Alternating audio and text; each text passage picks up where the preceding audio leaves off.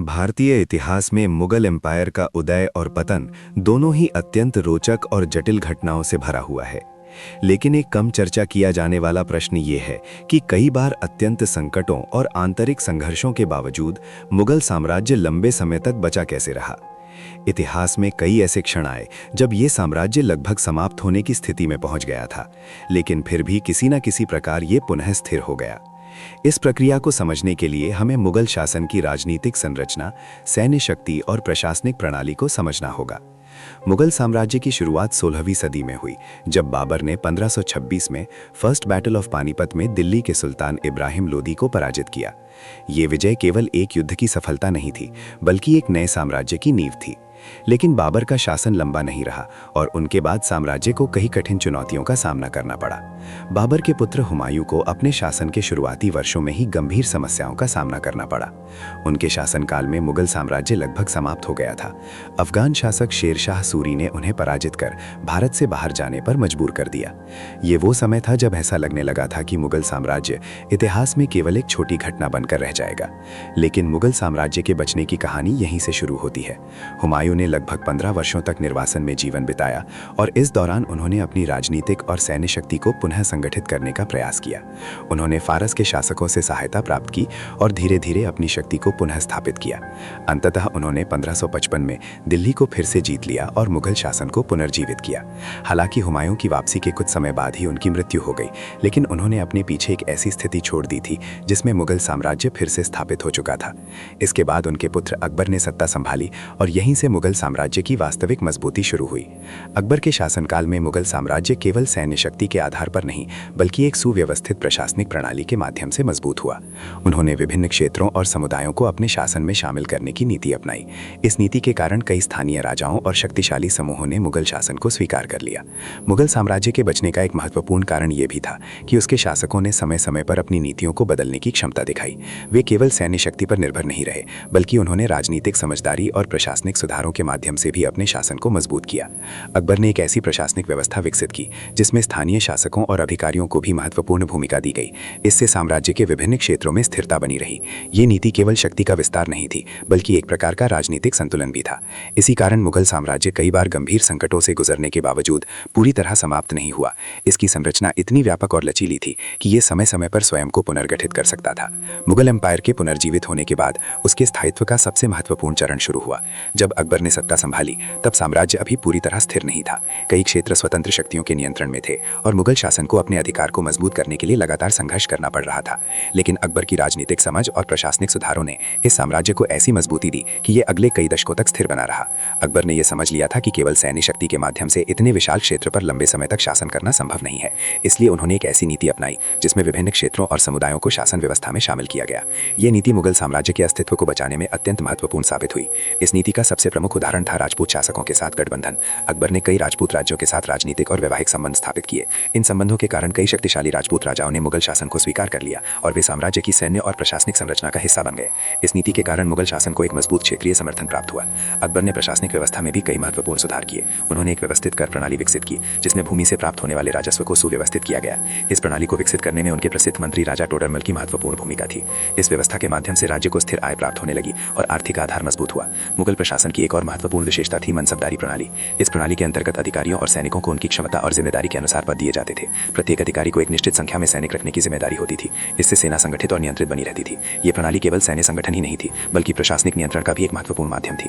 अकबर की एक और महत्वपूर्ण नीति थी धार्मिक सहिष्णुता। उन्होंने ये समझा कि भारत जैसे विविध समाज में स्थिर शासन के लिए विभिन्न धार्मिक और सांस्कृतिक समुदायों के बीच संतुलन बनाए रखना आवश्यक है। इसी कारण उन्होंने कई धार्मिक करों को समाप्त किया और विभिन्न धर्मों के विद्वानों के साथ संवाद स्थापित किया। उनकी ये नीति साम्राज्य के भीतर शांति बनाए रखने में सहायक बनी। अकबर के बाद उनके पुत्र जहांगीर ने शासन संभाला। जहांगीर का शासन अपेक्षाकृत स्थिर रहा क्योंकि उन्हें एक मजबूत प्रशासनिक व्यवस्था विरासत में मिली थी। उन्होंने अपने पिता की नीतियों को काफी हद तक जारी रखा और साम्राज्य की स्थिरता को बनाए रखा। इसके बाद शाहजहां के शासनकाल में मुगल साम्राज्य अपनी भव्यता और शक्ति के चरम पर पहुंच गया। इस समय साम्राज्य की सीमाएं विशाल थी और उसकी आर्थिक तथा सांस्कृतिक समृद्धि भी अत्यंत उच्च स्तर पर थी। ये वो समय था जब मुगल वास्तुकला और कला का भी अद्भुत विकास हुआ। हालांकि इन शासकों के शासनकाल में भी कई चुनौतियां सामने आती रहीं, लेकिन मजबूत प्रशासनिक संरचना और राजनीतिक संतुलन के कारण साम्राज्य स्थिर रहा। मुगल शासन की यही विशेषता थी कि यह केवल एक व्यक्ति की शक्ति पर निर्भर नहीं था, बल्कि एक व्यापक प्रशासनिक ढांचे पर आधारित था। इस प्रकार अकबर और उनके उत्तराधिकारियों की नीतियों ने मुगल साम्राज्य को कई दशकों तक सुरक्षित रखा। उन्होंने सैन्य शक्ति, प्रशासनिक संगठन और राजनीतिक समझदारी के माध्यम से एक ऐसा तंत्र विकसित किया जो संकटों के समय भी साम्राज्य को संभाल सकता था।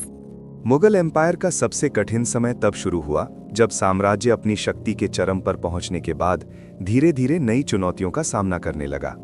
शाहजहां के शासन के अंतिम वर्षों में ही ये स्पष्ट होने लगा था कि इतनी विशाल सत्ता को लंबे समय तक स्थिर रखना आसान नहीं होगा। जैसे जैसे साम्राज्य का विस्तार बढ़ा, वैसे वैसे प्रशासनिक कठिनाइयां और आंतरिक संघर्ष भी बढ़ने लगे। सबसे बड़ा संकट तब उत्पन्न हुआ जब शाहजहां के पुत्रों के बीच सत्ता के लिए संघर्ष शुरू हुआ।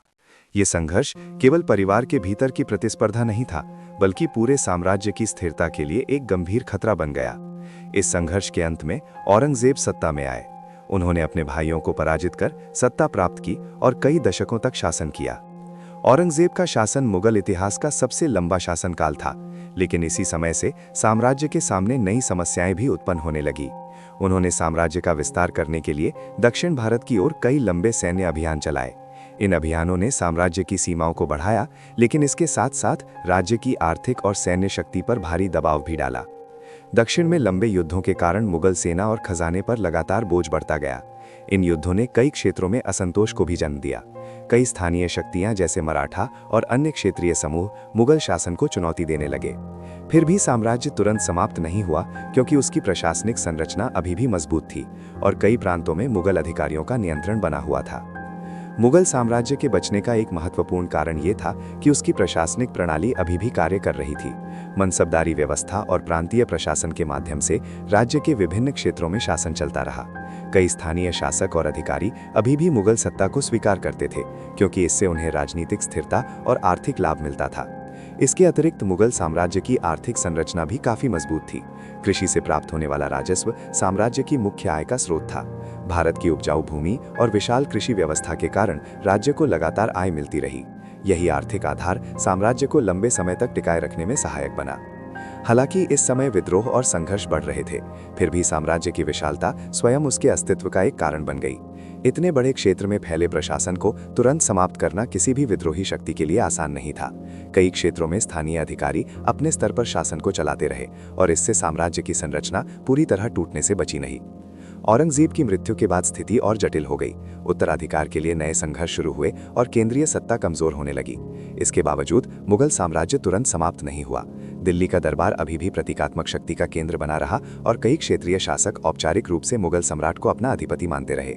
यही वो समय था जब मुगल साम्राज्य वास्तविक शक्ति की दृष्टि से कमजोर होने लगा, लेकिन राजनीतिक और सांस्कृतिक प्रभाव के कारण उसका अस्तित्व बना रहा। दिल्ली का सम्राट अभी भी वैधता का प्रतीक माना जाता था और कई क्षेत्रीय शक्तियां अपने शासन को वैध बनाने के लिए मुगल सम्राट के नाम का उपयोग करती थीं। इस प्रकार आंतरिक संघर्षों और बाहरी चुनौतियों के बावजूद मुगल साम्राज्य तुरंत समाप्त नहीं हुआ। उसकी प्रशासनिक संरचना, आर्थिक आधार और राजनीतिक परंपरा इतनी गहरी थी कि वो धीरे धीरे कमजोर हुआ, लेकिन अचानक समाप्त नहीं हुआ। मुगल एम्पायर का अंतिम चरण ये दिखाता है कि कभी कभी कोई साम्राज्य केवल शक्ति के कारण नहीं, बल्कि परंपरा, वैधता और राजनीतिक प्रतीक के कारण भी लंबे समय तक जीवित रह सकता है। औरंगजेब की मृत्यु 1707 में हुई और इसके बाद मुगल साम्राज्य की वास्तविक कमजोरी स्पष्ट रूप से दिखाई देने लगी।